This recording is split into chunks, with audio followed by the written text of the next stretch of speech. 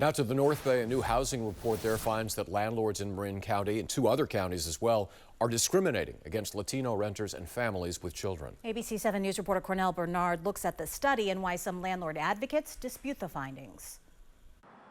Nonprofit Fair Housing Advocate says rental housing discrimination is real in the North Bay. In this case, we decided that we wanted to see how Latinx parents were being treated at the pre-application stage, right at the rental inquiry stage. Julia Howard Gibbons says between January and April of 2023, they investigated landlords at random, operating 60 rental properties in Marin, Solano, and Sonoma counties, and found some level of discrimination at 58% of the properties. Advocates say Marin County had the highest incidence of discrimination at about 66%.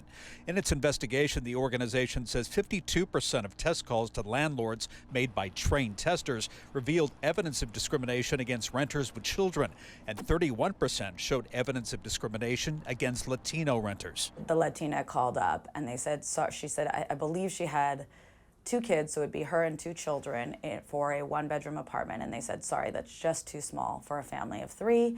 And then the white tester called up and they said, yeah, that should be fine, no problem, we can make it work.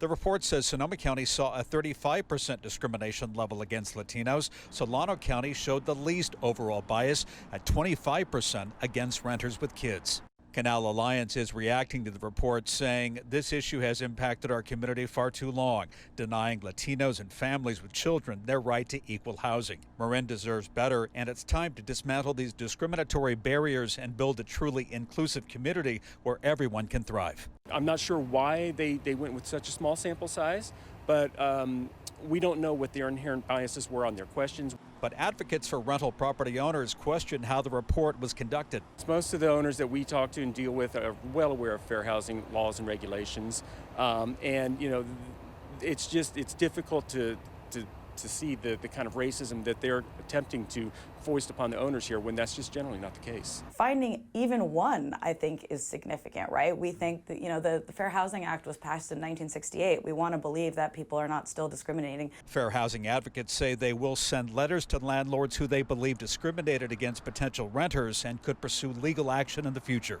In Marin County, Cornell Bernard, ABC 7 News.